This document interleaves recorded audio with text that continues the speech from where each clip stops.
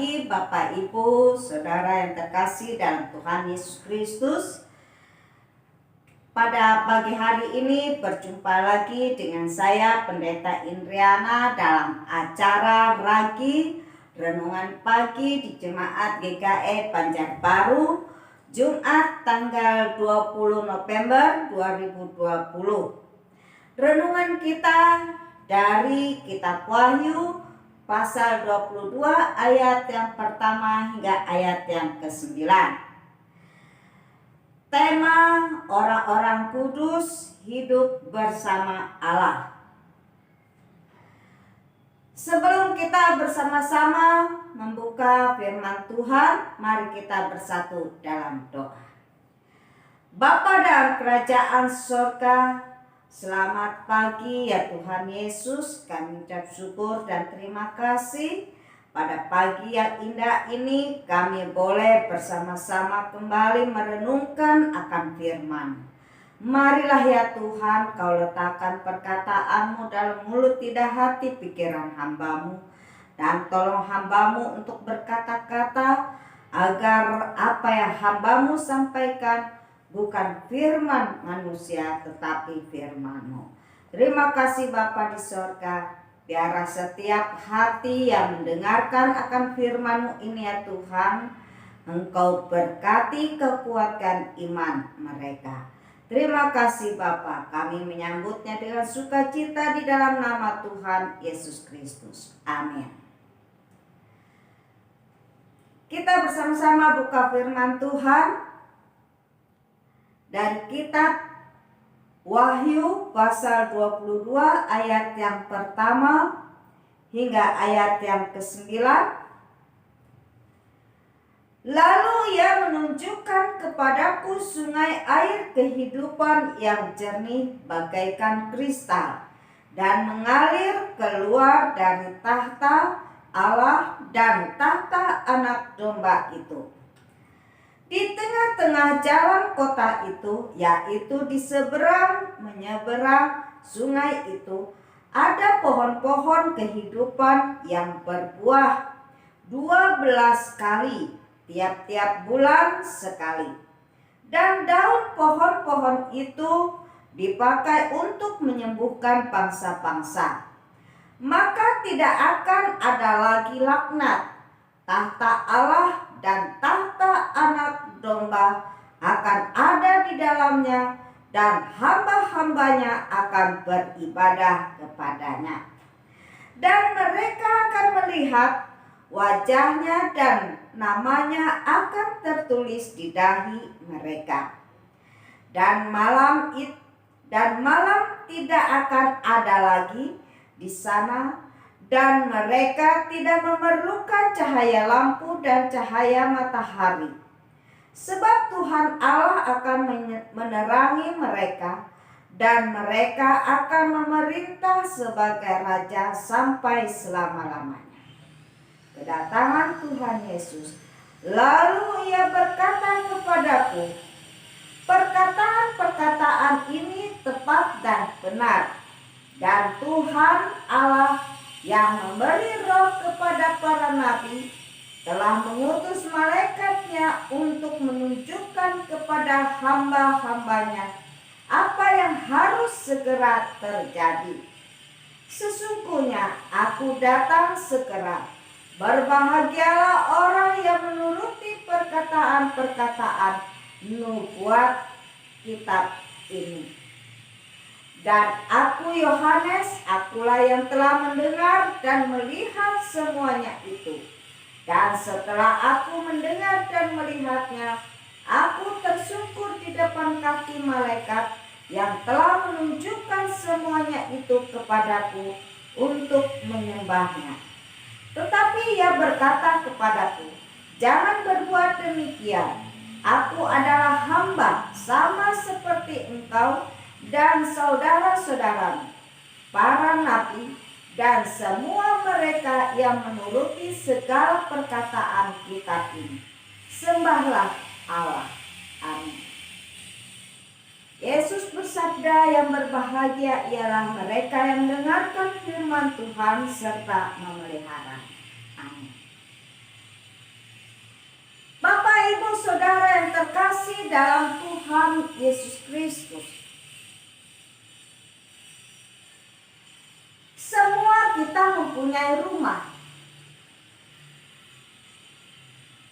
Tentu saja di dalam rumah itu kita berusaha untuk menyediakan segala sesuatunya dengan lengkap, dengan sempurna. Baik itu penerang, baik itu air, maupun segala sesuatunya kita sediakan. Semuanya itu kita sediakan untuk kebaikan seisi keluarga kita. Demikian pula rumah Tuhan.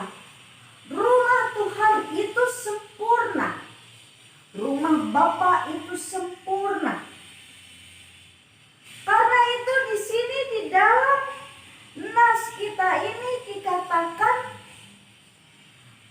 melalui kesaksian Yohanes yang pada waktu itu di Pulau Patmos dia mendapatkan penglihatan di mana malaikat Tuhan datang kepadanya dan memperlihatkan bagaimana suasana kerajaan surga itu, rumah Bapa itu. Di situ yang pertama kita melihat ada air kehidupan. Air kehidupan yang keluar dari tahta Bapa dan tahta anak domba Allah. Dan dikatakan air itu jernih seperti kristal, bening sekali. Kalau kita melihat bagaimana beningnya air pegunungan, air mineral, air itu tidak dapat dibandingkan dengan air yang keluar dari tahta Allah. Artinya air itu tidak mengandung kuman, tidak mengandung bakteri, tidak mengandung kotoran, sehingga dapat dikonsumsi secara langsung, tidak perlu kita masak. Karena air itu datangnya dan bersumber dari Allah, dari Yesus Kristus. Jadi sudah kudus, suci air itu, murni. Yang kedua dikatakan dalam air itu, di dalam rumah Tuhan itu ada pohon-pohon kehidupan. Di mana pohon kehidupan itu memberikan hasil 12 kali tiap-tiap bulan. Dan bahkan daunnya pun dapat dipergunakan untuk memberikan kesembuhan kepada bangsa-bangsa. Ini yang kedua. Artinya pohon kehidupan itu memberikan kehidupan buat orang lain, buat manusia. Yang ketiga, kita melihat di sini di dalam rumah Tuhan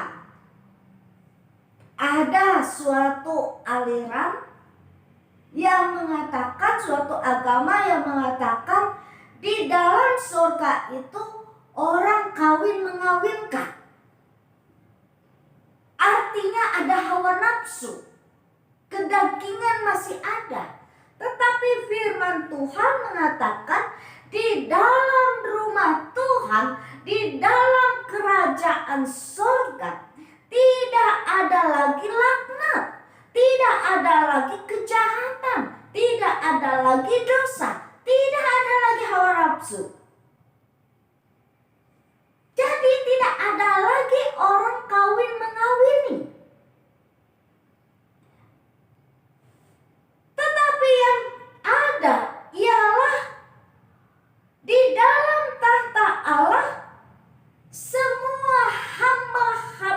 Allah, semua orang-orang kudus, semua orang-orang percaya itu beribadah kepada Tuhan. Beribadah kepada Allah. Memuji, memuliakan Allah. Menyanyi dengan sukacita di dalam rumah Tuhan. Yang keempat, mereka hidup bersama dengan Allah. Mereka melihat wajah Allah. Sebab nama anak domba Allah itu tertulis di dahi mereka. Di dahi mereka. Yang kelima, tidak perlu lagi pada malam hari, tidak perlu lagi ada penerang. Tidak perlu ada cahaya lampu, tidak perlu ada cahaya matahari. Karena apa? Karena cahaya kemuliaan Allah itulah yang menerangi kehidupan manusia. Kehidupan orang-orang kudus. Orang-orang yang menang. Orang-orang yang sudah diselamatkan. Dan bahkan dikatakan mereka akan memerintah. Memerintah sebagai raja untuk selama-lamanya. Mereka yang setia, mereka yang mau berkorban, mereka yang mau mengalami aniaya, sengsara, dan bahkan dibunuh karena nama Yesus, mereka bersukacita di dalam rumah Tuhan, di dalam kerajaan surga. Lalu yang menjadi pertanyaan bagi kita sekalian, bagaimana dengan orang-orang Kristen di masa sekarang dan bahkan memasuki akhir zaman ini? Apakah kita juga akan masuk ke dalam kota Allah, masuk ke dalam kerajaan surga? Tentu saja kita pasti masuk ke dalam kota Allah yang kekal, asalkan satu, jangan kita menjadi orang Kristen yang takut mengakui Yesus Kristus sebagai Tuhan di hadapan manusia. Kalau kita menyangkali nama Yesus di hadapan manusia, maka Yesus pun tidak akan mengakui kita di hadapan Bapaknya. Yang kedua, jangan kita percaya hanya setengah-setengah hati kepada Tuhan. Di satu sisi kita percaya kepada dukun, penyihir, paranormal, percaya kepada roh-roh lain. Di sisi yang lain kita percaya kepada Tuhan, tetapi kita lebih banyak condong kepada ilah-ilah lain. Yang ketiga, jangan kita lagi hidup kompromi dengan dosa. Kalau kita berbuat kesalahan, kita minta ampun kepada Tuhan. Kita minta tuntunan pada Tuhan. Kita minta tolong supaya kita dituntun untuk melakukan pekerjaan-pekerjaan yang baik. Melakukan segala sesuatu yang baik, yang benar di hadapan Allah. Dan kita juga menjadi pelaku-pelaku daripada firman Tuhan itu sendiri. Yang keempat, jangan kita mau menerima tanda di dahi kita atau di lengan kita tanda 666 atau tanda antikristus, kita tidak akan masuk ke dalam kota Allah yang kekal, yaitu Yerusalem baru. Kita tidak akan selamat kalau kita mau menerima tanda 666 di dahi atau di lengan kita. Yang kelima, setia beribadah, setia mencari Tuhan Yesus Kristus, setia melakukan kebenaran, maka kita pasti bertemu muka dengan Tuhan Yesus Kristus. Maukah Bapak Ibu Saudara bertemu muka dengan Tuhan Yesus? Kalau mau, mari kita lakukan, mari kita laksanakan apa yang menjadi kehendak Allah, karena waktunya sudah sangat dekat di ambang pintu. Tuhan Yesus akan segera datang. Amin. Mari kita bersatu dalam doa. Bapa dalam kerajaan surga, kami mengucap syukur dan terima kasih buat firman-Mu yang diberitakan kepada kami sekalian. Kami yakin dan percaya Tuhan, benih-benih firman-Mu ini ya Tuhan, boleh kami tabur di dalam rumah tangga dan keluarga kami. Kami percaya Tuhan, Engkau masih memberikan kesempatan, anugerah kepada kami untuk kami melakukan segala pekerjaan yang baik, untuk melakukan firman-Mu ya Tuhan. Biarlah anak-anak kami pun boleh menjadi penurut dan pendengar akan firman dan pelaku-pelaku daripada firman. Terima kasih Bapa di sorga. Kuatkan iman kami ya Tuhan. Tuntun dan bimbing kami, sertai dan lindungi kami ya Tuhan, di dalam setiap langkah dan kehidupan kami. Kami percaya Tuhan, kekuatan dan kesehatan Tuhan karuniakan dalam kehidupan kami. Terima kasih Bapa di sorga. Dalam nama Tuhan Yesus Kristus kami berdoa dan ucap syukur. Amin.